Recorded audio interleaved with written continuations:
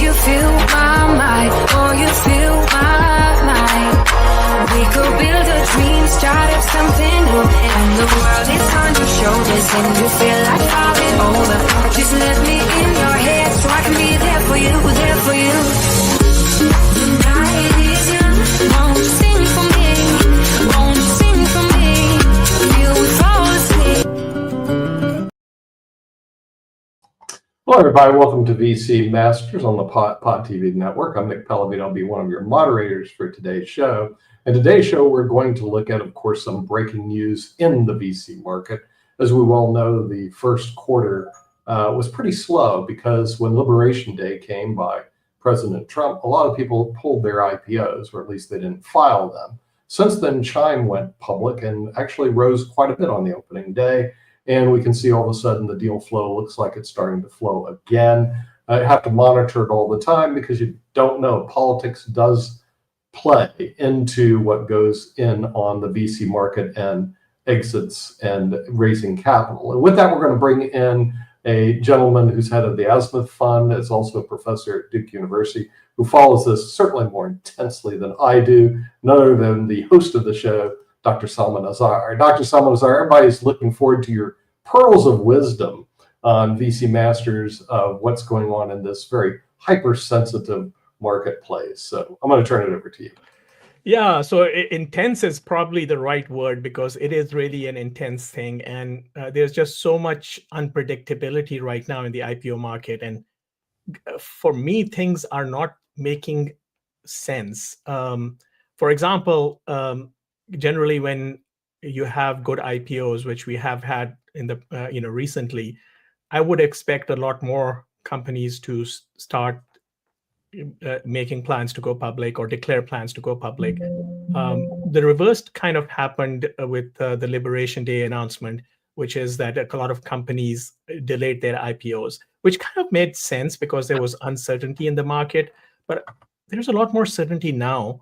And the companies that have gone public, like Chime and stuff, have done very well.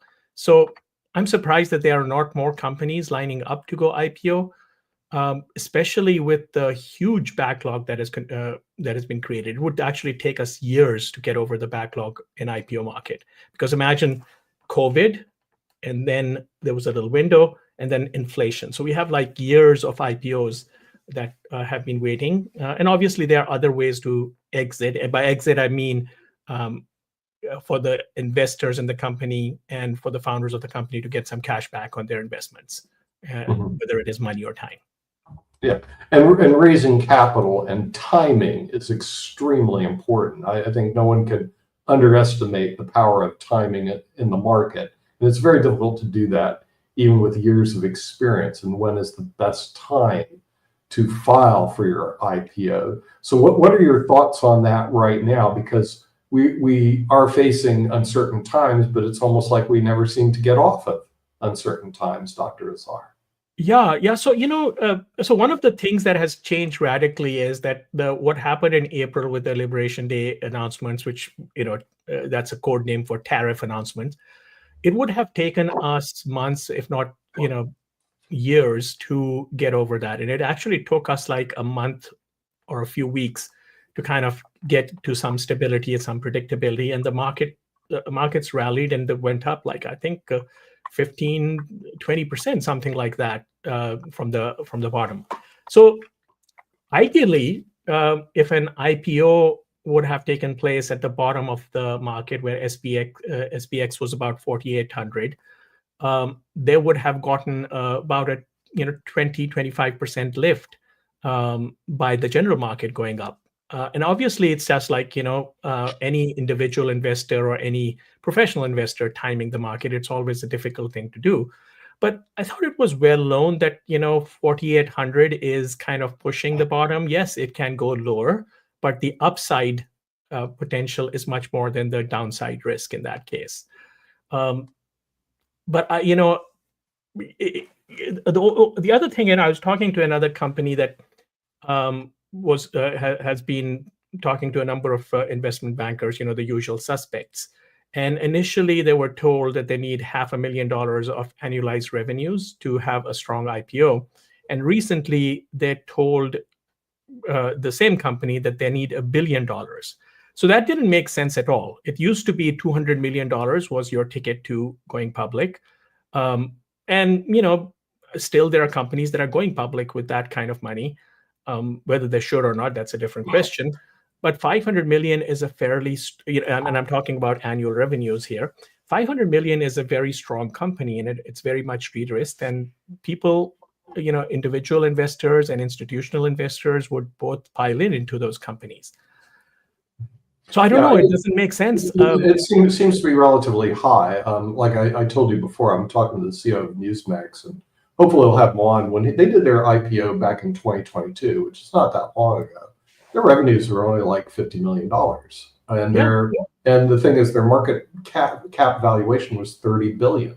So I don't know where your investment bankers are coming up with this $500 million mark. That may be more dream than reality. A $50 million flow should be able to get you into an IPO. So talk to me. How are they dreaming about this $500 million flow?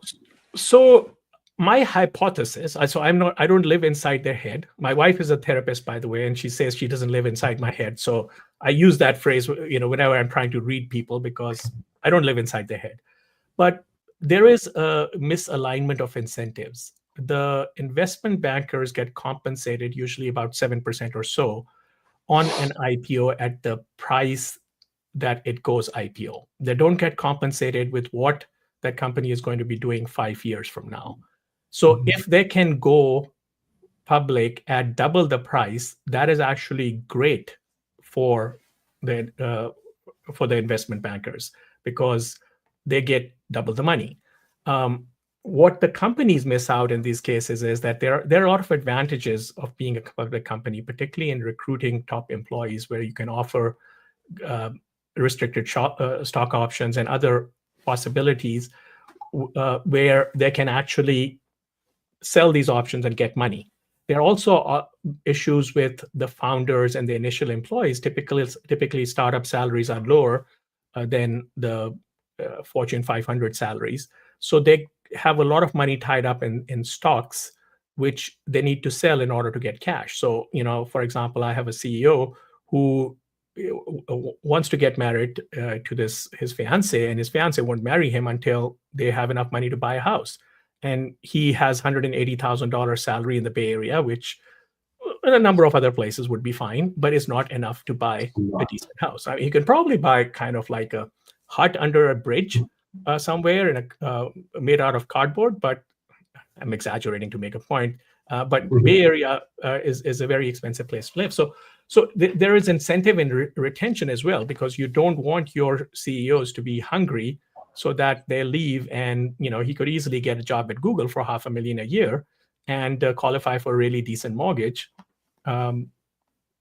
or the company can go public and he can sell his stock. So I think the only explanation I have is that the investment bankers get compensated about 7% on the listing price, not on the value of the company. And if the revenues double, the company's valuation would actually more than double, because it has been de-risked even more.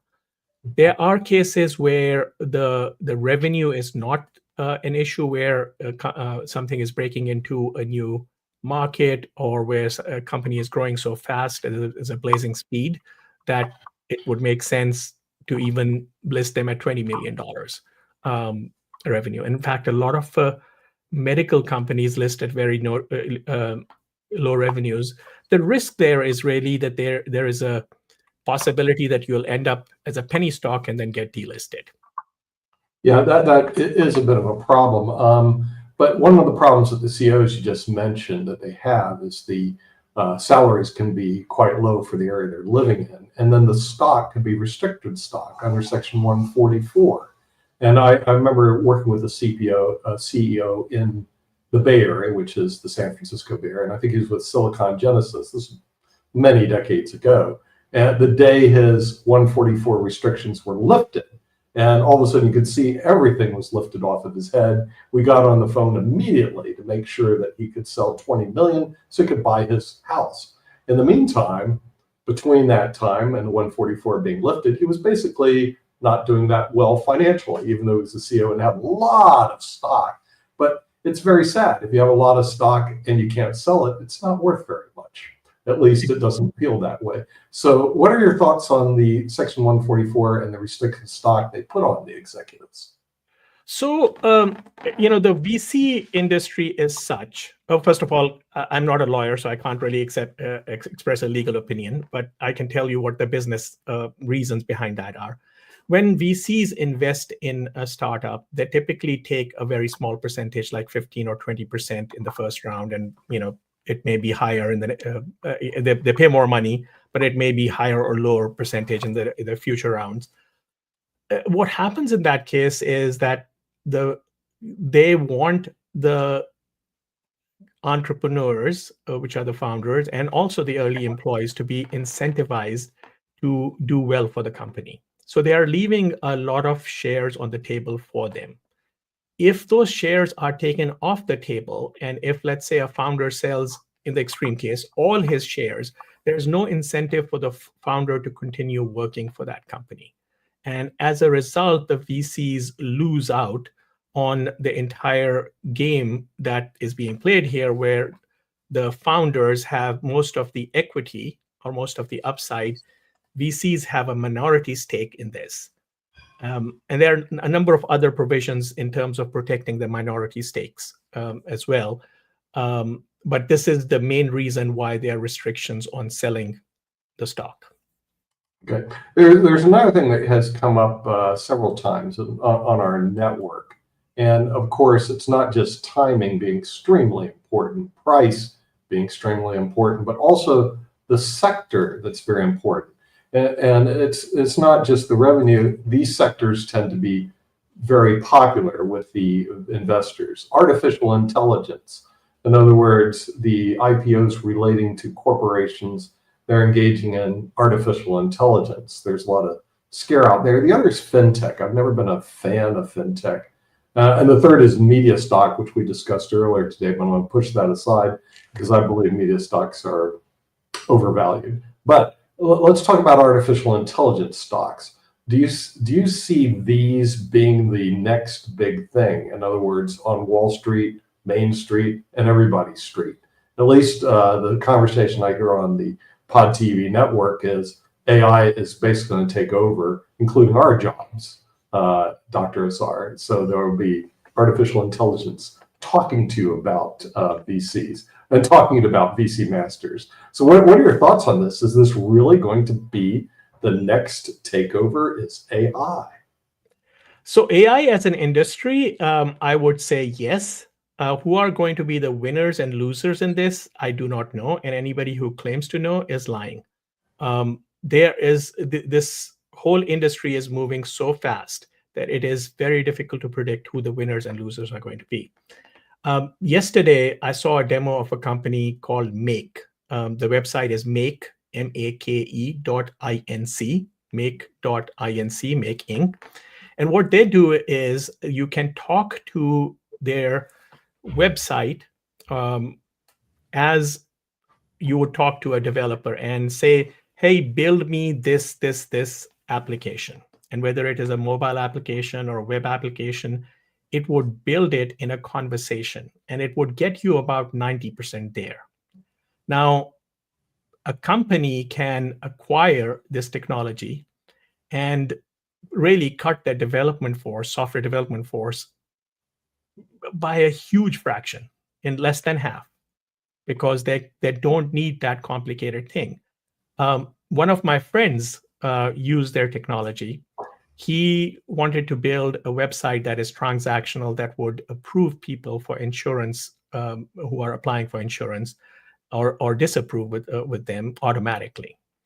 And he got several quotes of tens of thousands of dollars with offshore development for building this website, and 6 months to do it.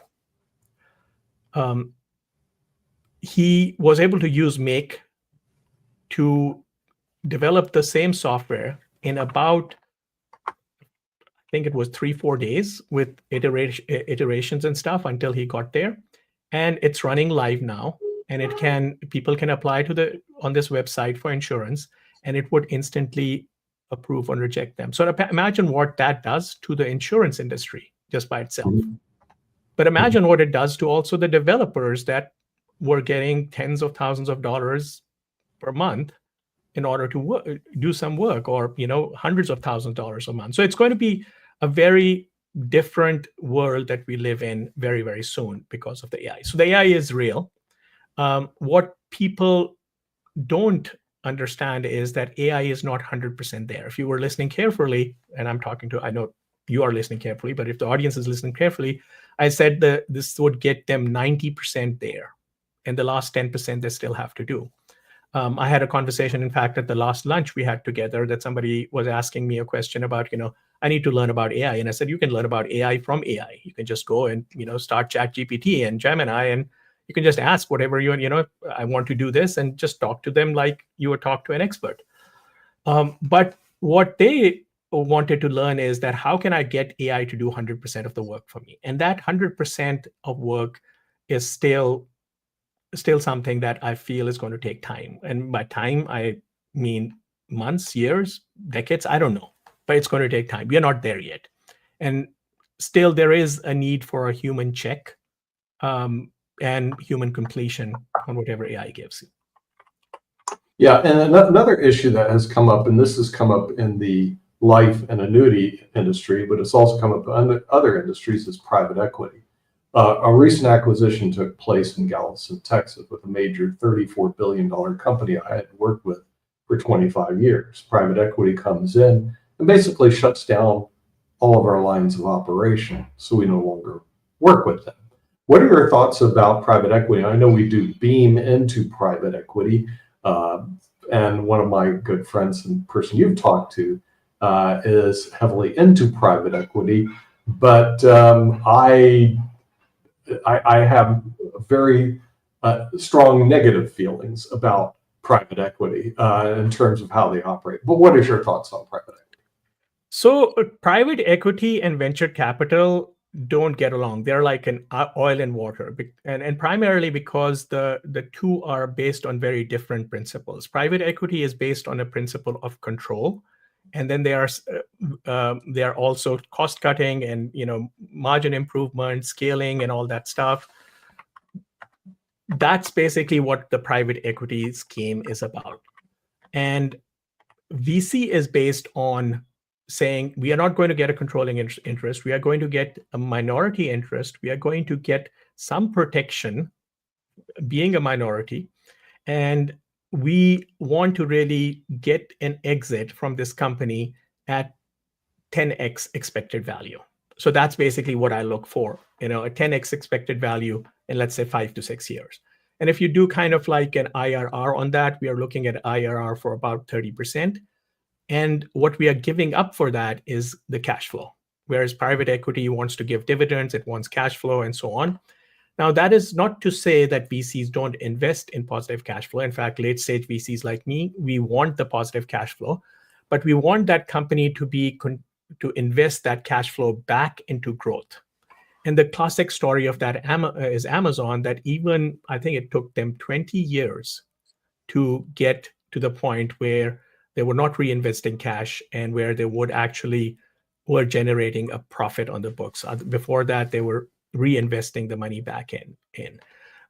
So VC is a very long game as a result. It's basically about capital appreciation as opposed to income. And well, private equity is also about capital appreciation. But one of the PE GPs were saying, hey, if I can give my investors 2 to 3x return in a few years, they are happy. Mm-hmm. Yeah. So of course. But my question always is, what do they bring to the table other than financial engineering, which in terms of innovation and increasing revenue? In other words, I'm looking for metrics that are value added. And apparently, usually when I talk to them, I do not see the metrics and the value add. So as they would say, when it comes to private equity, I'm out. And I shift my companies completely away from private equity.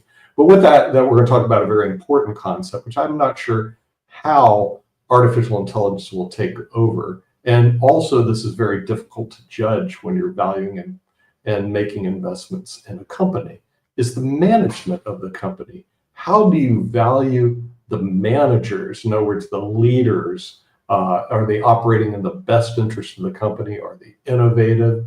Or are they there for a ride? Or they're at the right place at the right time? Talk to me about the management, because we've seen this happen, years ago with Blockbuster Video, where the manager turned down Netflix, who then for the next decade was the highest performing stock in the New York Stock Exchange, and Blockbuster Video went under. And it seems to be a problem with management. So what are your thoughts on management, and how do you value managers? Yeah, so that just kind of like a caveat on that Netflix Blockbuster thing. I do not know what the temperature of the whole environment was, but obviously Blockbuster didn't give much credence to streaming or even CDs, and they thought physical stores were the way to go. And that has been a demise of a lot of people that felt that all this online thing, whether it was Amazon or Netflix, is going to is a fad that would go away, and brick and mortar is going to stay. So, Amazon and Netflix have done a number on the entire physical presence and stuff. So I'm not defending that decision. I'm just saying that there is like worse decisions that I have seen that have been made out of arrogance. By the way, this was made out of arrogance partly, and lack of knowledge, which I guess this was. So maybe I can blame the Blockbuster board and CEO for not accepting the Netflix offer. So I'm changing the tune here. But there is a wisdom in kind of my heritage that says that you can only know a person if you do one of three things with them: live with them, travel with them, or have money dealings with them. And I am at the point where I don't trust anyone new that I start working with. I'm only investing in companies where I have known the management for years. I have invested previously with them, so I have had money dealings with them. I have traveled with them. I haven't lived with them, but the two other boxes are checked. When I get a request, and I get several requests on LinkedIn and email about this company that everybody has, like, this is going to be the next big thing and you're going to miss out, and they create all this FOMO and say invest in that. I tell them that I only invest in people I know. Well, actually, I've stopped even telling them that, because the volume has gone up so much now. There's just so much spam that I get that I just turn a blind eye to that. So my kind of recommendation to anybody who's seeking funding is that your time is best spent asking for money from people that you know. So in terms of valuing management, once you have worked with them and had money dealings with them and so on, it just makes it a lot easier because you have seen them perform, and ultimately the proof is in the pudding. So you have Michael Jordan, for example, was number 4 pick in NCAA, but he turned out to be one of the greatest players ever. So I would like to see Michael Jordan before I invest in Michael Jordan. I want to see what he does on the court as opposed to what he does in an interview. And by the way, this is even worse when it comes to professional and industry, is that we make a lot of hiring decisions even by interviews. We make a lot of investment decisions by pitches. So the fancy pitches actually get the most investors. I actually invest in people who make the unfancy pitches, because they have usually more material that other people are missing out. And sometimes you have to dig with it. But again, my principle is I invest only in people I know. I don't go outside. And I pity, as Mr. T would say, I pity the fool who invests in people that don't know. Yeah. And we're going to sectors. There was one gentleman that was describing a sector that he stays away from. It's called the restaurant industry. And there's two of them that were started in the area I'm from, the Tampa, Florida area. One is Hooters. It was actually started in Clearwater, Florida. So I've been there. The other is Bloomin' Brands, which is known as the Outback. It was started right down the street from where I live. As a matter of fact, we knew the family that started it quite well as they ventured in other things. Problem is Hooters, they went into private equity, and also they went into bankruptcy. Blue Brand still trades on the New York Stock Exchange, but this sector, because of this experience and other experiences, I tend to stay away from it. It's called restaurant and retail, the double R's. What are your thoughts on those sectors if somebody approaches you with, I've got an idea for a restaurant, I have an idea for a retail store? How does venture capital people look at that? Or even private equity people look at those? So that is a quick, hard no. We don't even think about it. We don't even think about it. I think PE firms, if it is a running restaurant, they may actually do work on that.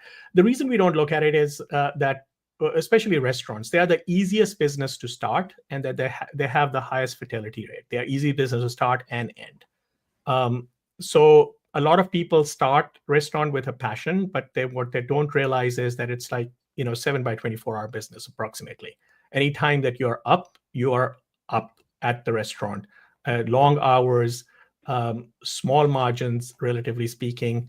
And then you have when you open, you get this bump that gives you a false sense of security that people come and try out a new restaurant, but then can you capture them? Can you retain them? And so on. So restaurants, we just don't invest in. They also don't have the kind of appreciation that tech-enabled businesses have in general. So it's not a VC investable business.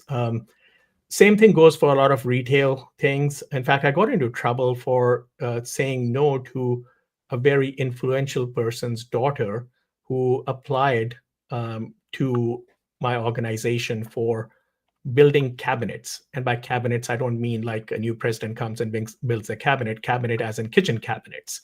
That's another business that we don't invest in. And there is a lot of fad that is going on there to invest in Main Street businesses. There's all this silver hair thing and people, boomer thing that boomers are retiring. And there are all these private equity firms and so on that are chasing that. One of my very smart friends who lives in Silicon Valley has had a very successful exit, is looking into this. And because his financial advisor told him this, that, look for all these mom and pop businesses. And I keep on telling him that they are very, very hard to run, and it's not your area of expertise. In fact, your expertise is much more valuable. You have expertise in fintech. I know it's not your favorite sector now, but you have expertise in fintech. You have had a successful exit in fintech. But in this case, the exit was an acquisition by another company. Why don't you stick to your area of expertise? Because that has much better margins than these Main Street businesses. These Main Street businesses, for the lack of a better word, are for people that basically hire unskilled labor to do something that they do with their connections, and a lot of them take off. And we have a survivor bias in this. A lot of them don't take off, and we never hear about them. By the way, this is the same thing with startups. A lot of startups fail, but the thing is that the startups that succeed give you like this unbelievable multiplier return, which doesn't happen in these kind of Main Street businesses. Right. And then the last question we have before we leave, and the most important question, we always save it to last. What sector do you like the most? I am sector neutral. In fact, I do not really care about the sectors as much as I care about the business. I feel that one has to diversify in sectors. I feel bad for the VCs that pick a particular sector like XYZ, and that sector then comes under fire for AI or for any other reason. Now, having said that, I do want the business to be tech-enabled, and we're finding out, especially with the AI launch and how fast that is growing, is that tech enabling a business is good. And if you haven't tech-enabled it so far, you are so far behind that it's very difficult for you to recover. Sector neutral. Okay, so I guess you're looking at for good business plans, good cash flow, and basically a good company overall. And with that, we do want to thank Dr. SALMAN Azhar, who's the general partner of the Azimuth Fund and also sits on the Duke faculty. I want to thank our viewers in the United States and also around the world for watching VC Masters on the Pod TV network, and we'll see you next week. Take care. Bye-bye. I go anywhere with you, 'cause you fill my mind, or you fill my mind. We could build a dream, start up something new, and the world is on your shoulders, and you feel